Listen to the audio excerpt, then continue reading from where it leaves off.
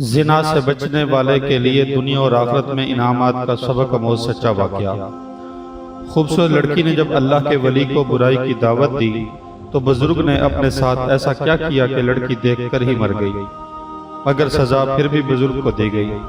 تو اللہ نے کیسے اپنے ولی کی شان دکھائی کہ سارے لوگ حیران رہ گئے۔ حضرت ابن عباس حضرت کعب بن احبار سے نقل کرتے ہیں، انہوں نے بتایا کہ بنی اسرائیل میں ایک اعلیٰ درجے کا کامل ولی تھا جو عبادت میں منفرد مقام رکھتا تھا۔ یہ ایک عرصہ تک اپنی خانگاہ میں عبادت کرتا رہا۔ اس کے پاس روزانہ صبح و شام بادشاہ وقت حاضری دیتا تھا۔ اس ولی سے پوچھا کرتا تھا کہ آپ کی کوئی ضرورت ہے؟ تو وہ ولی جواب دیتا، اللہ میری ضرورت کو خوب جانتا ہے۔ اللہ تعالیٰ نے اس عابد کی خانگاہ پر انگور کی ایک بیل اگا دی تھی جس پر ہر روز ایک انگور لگتا تھا۔ جب اس عابد کو پیاس لگتی تو وہ اپنا ہاتھ آگے بڑھاتا تو پانی ابل پڑتا تھا اور یہ اس پانی کو پی کر پیاس بجھا لیتا تھا۔ اس طرح ایک طویل عرصہ گزر گیا۔ ایک مرتبہ اس عابد کے پاس مغرب کے وقت ایک عورت گزری جو نہایت حسین و جمیل تھی۔ اس عورت نے پکار کر کہا، اے اللہ کے بندے! تو اس بزرگ عابد نے کہا، لبیک۔ یہ سن کر وہ عورت کہنے لگی، کیا تمہیں تمہارا رب دیکھ رہا ہے؟ تو اس نے فرمایا کہ وہ اللہ ایک ہے، قہار ہے، حی و قیوم ہے، دلوں کے اسرار سے واقف ہے، اور جو قبروں میں ہیں ان کا اٹھانے والا ہے۔ عورت یہ سن کر کہنے لگی، مجھ سے میرا شوہر دور ہے، اس لیے مجھے ایک رات کے لیے اپنے پاس ٹھکانہ دے دو۔ بزرگ نے یہ سن کر اس عورت سے کہا کہ آپ اوپر آ جائیں۔ بس وہ عورت اوپر چڑھ گئی اور اس بزرگ کی خانگاہ میں پہنچ گئی۔ وہاں پہنچنے کے ساتھ ہی اس عورت نے اپنے جسم سے کپڑے اتار پھینکے اور ننگی کھڑی ہو گئی اور اس عابد کے سامنے اپنا ننگا بدن ظاہر کر دیا۔ یہ منظر دیکھ کر اس بزرگ نے اپنی آنکھیں بند کر لی اور فرمایا کہ تو تباہ ہو جائے، اپنے آپ کو ڈھانپ لے۔ یہ سن کر اس عورت نے جواب دیا، تیرا کیا جاتا ہے، اگر تو آج رات مجھ سے فائدہ اٹھا لے۔ تو بزرگ نے یہ سن کر اپنے نفس سے مخاطب ہو کر کہا، اے نفس تو کیا کہتا ہے؟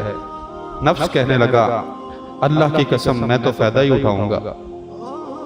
یہ سن کر بزرگ نفس سے مخاطب ہو کر کہنے لگا کہ اے نفس تو تباہ ہو جائے، کیا تو میری زندگی بھر کی عبادت ضائع کرنا چاہتا ہے؟ پھر کہنے لگا، اے نفس تجھے پتا ہے کہ زانی کی بخشش نہیں اور زنا کا عذاب مٹنے والا نہیں ہوتا۔ زنا ایک قرض ہے جو زانی کی ماں یا بہن یا بیٹی یا بیوی میں سے کوئی کبھی نہ کبھی ضرور چکاتا ہے۔ اے نفس میں ڈرتا ہوں کہ اس گناہ کی وجہ سے اللہ تعالیٰ تجھ پر ایسا ناراض ہوگا کہ پھر کبھی راضی نہ ہوگا۔ لیکن اس بزرگ کے نفس نے اس کو اس عورت کے متعلق خوب بہکایا۔ تو بزرگ نے اپنے نفس سے مخاطب ہو کر کہا کہ پھر میں تیرے سامنے دنیا کی چھوٹی آگ پیش کرتا ہوں، اگر تو اس کو برداشت کر گیا تو میں اس رات اس لڑکی سے نفع حاصل کر لوں گا۔ حضرت کعب بن احبار فرماتے ہیں کہ اس بزرگ نے یہ کہنے کے بعد دیے نے چراغ کو تیل سے بھر دیا اور بتی کو بھی موٹا کر دیا۔ اس منظر کو وہ عورت بھی دیکھ رہی تھی اور اس بزرگ کی اپنے نفس سے گفتگو بھی سن رہی تھی۔ پھر اس بزرگ نے چراغ کو جلانے کے بعد اپنا ہاتھ اس جلتی بتی پر رکھ دیا۔ بتی تو جل رہی تھی لیکن اس بزرگ کے ہاتھوں کو نہیں جلا رہی تھی۔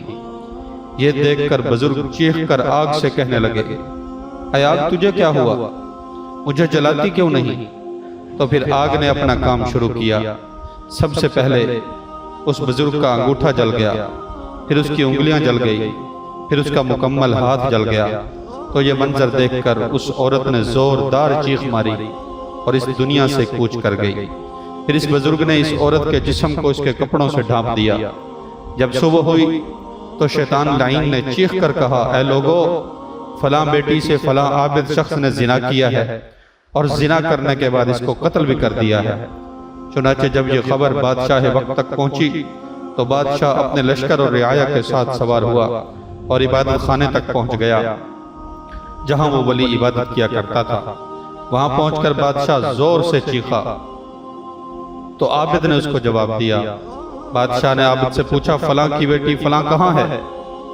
عابد نے کہا کہ یہی میرے پاس موجود ہے۔ بادشاہ سن کر عابد سے کہنے لگا اس کو کہو وہ میرے پاس آئے۔ بزرگ نے کہا وہ مر چکی ہے۔ یہ سن کر بادشاہ کہنے لگا چونکہ وہ عورت تیرے ساتھ زنا کے لیے رضامند نہیں ہوئی ہوگی تو تو نے ایک جان کو ناحق قتل کر دیا۔ اس زنا اور قتل کو اللہ تعالیٰ نے حرام قرار دیا۔ پھر بادشاہ نے غضبناک ہو کر اس عابد کی گردن میں زنجیر ڈالی اور اسے گھسیٹنے لگا، اور عورت کی لاش کو وہاں سے اٹھا دیا گیا اور اس کے عبادت خانے کو گرا دیا گیا۔ اس وقت کے لوگوں کا دستور تھا کہ زانی کو آرے کے ساتھ چیر دیا کرتے تھے۔ عابد کا ہاتھ جو رات کے واقعے میں جل گیا تھا اسے عابد نے اپنی آستین میں چھپایا ہوا تھا، اور وہ عابد اس تمام واقعے کی حقیقت کسی کو بھی نہیں بتا رہا تھا۔ چنانچہ آرے کو عابد کے سر پر رکھا اور جلادوں کو حکم دیا کہ آرا چلا دو۔ چنانچہ حکم ملتے ہی جلادوں نے تعمیل کی اور آرا چلا دیا گیا۔ جب آرا عابد کے دماغ تک پہنچا تو اس کی آہ نکل گئی۔ اللہ تعالیٰ نے جبرائیل علیہ السلام کی طرف وحی نازل فرمائی کہ اس کو کہو کچھ نہ بولے، میں تیرا صبر دیکھنا چاہتا ہوں۔ اس آہ نے میرے عرش برداروں اور آسمان کے حوروں اور فرشتوں کو بھی رلا دیا ہے۔ مجھے میرے غلبے اور جلال کی قسم، اگر اس عابد نے دوسری مرتبہ آہ نکالی تو میں آسمانوں کو زمین پر گرا دوں گا۔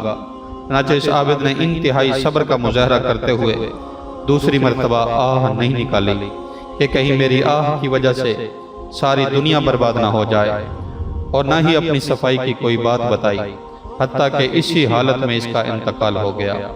انا للہ و انا الیہ راجعون۔ چنانچہ جب وہ فوت ہو گیا تو اللہ تعالیٰ نے اس مردہ عورت میں روح ڈالی جو عابد کا عمل دیکھ کر دنیا سے کوچ کر گئی تھی۔ تو عورت نے لوگوں سے مخاطب ہو کر کہا اللہ کی قسم یہ مظلوم ہو کر فوت ہوا ہے، اس نے زنا نہیں کیا تھا اور میں ابھی تک کنواری ہوں۔ اس کے بعد اس عورت نے گزشتہ رات کا سارا واقعہ لوگوں کے سامنے نقل کیا۔ تو یہ سن کر جب لوگوں نے اس کا ہاتھ نکالا تو جیسا لڑکی نے بتایا تھا ویسا ہی جلا ہوا تھا۔ یہ دیکھ کر لوگ کہنے لگے اگر ہمیں علم ہوتا کہ اصل حقیقت کیا ہے تو ہم بھی اس کے جسم کو نہ چیرتے۔ عابد دو ٹکڑے ہو کر زمین پر گر پڑا۔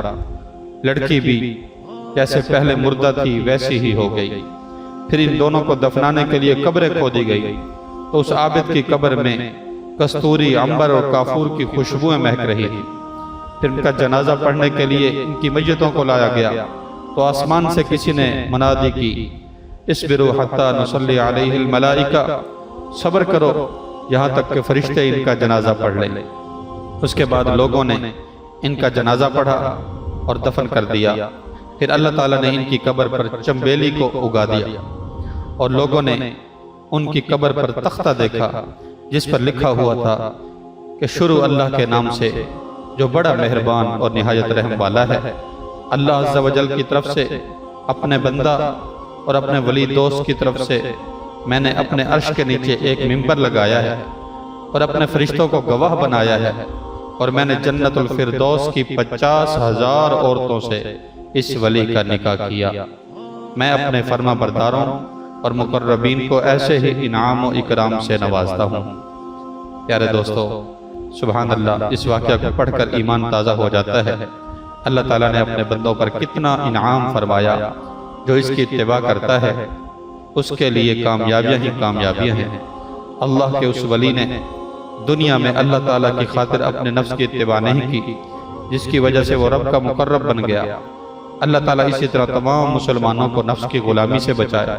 اس واقعہ کو پڑھ کر ہمیں سبق ملتا ہے کہ نفس کی اتباع کبھی نہیں کرنی چاہیے، کیونکہ نفس انسان کو ہمیشہ عیش و عشرت اور غلط خواہشات کا دلدادہ بناتا ہے، اور پھر نفس کے باعث انسان جہنم کی طرف چلا جاتا ہے۔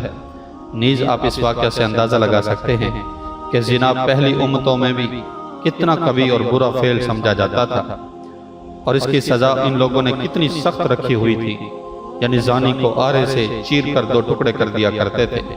اس عابد نے اپنے جسم کو اتنی شدید تکلیف میں مبتلا کیا، لیکن جہنم کے خوف کی وجہ سے زنا کی طرف نہیں گیا، کیونکہ وہ جانتا تھا جہنم کی ہولناکیاں اپنے اندر کتنی شدت رکھتی ہیں۔ جہنم کی آگ کتنی سخت ہے، اس کے بارے میں اللہ تعالیٰ فرماتا ہے کہ جہنم کی آگ وہ سب سے بڑی آگ ہے، اور حدیث شریف میں آتا ہے تمہاری یہ دنیا کی آگ دوزخ کی آگ کا 70واں حصہ ہے، یعنی اس دنیا کی آگ سے 70 گنا زیادہ خطرناک جہنم کی آگ ہے۔ اے مسلمانان عالم، زنا کی شدت اور ہلاکت خیزیوں کا اندازہ قرآن و حدیث اور تاریخ اسلام کے واقعات میں آئے ہوئے ان کھلے اور واضح احکامات کو پڑھ کر ہو جاتا ہے، جس سے ہر مسلمان کو یہ فکر کرنی چاہیے کہ وہ اس گناہ عظیم کا مرتکب ہونے سے بچے۔ اللہ تعالیٰ نے انسان کی ہدایت کے لیے واضح راستے بیان کر دیے ہیں، جن پر چل کر انسان خود کو عذاب عظیم، دردناک عذاب سے محفوظ رکھ سکتا ہے۔ بس عقل مند وہی ہے جو گناہوں کی اس پرخار وادی سے اپنا دامن بچا کر گزر جائے۔ یہ واقعہ بے حیائی آغاز سے انجام تک کی بک سے نقل کیا گیا ہے۔ اس طرح کے بہترین واقعات سننے کے لیے، پڑھنے کے لیے ہمارے چینل کو سبسکرائب کر لیجئے، دوستوں کو شیئر کیجئے، ہماری ویڈیو کو لائک کیجئے، ہمیں سپورٹ کیجئے۔ بہت شکریہ۔ ملتے ہیں کسی اور اگلے واقعے میں۔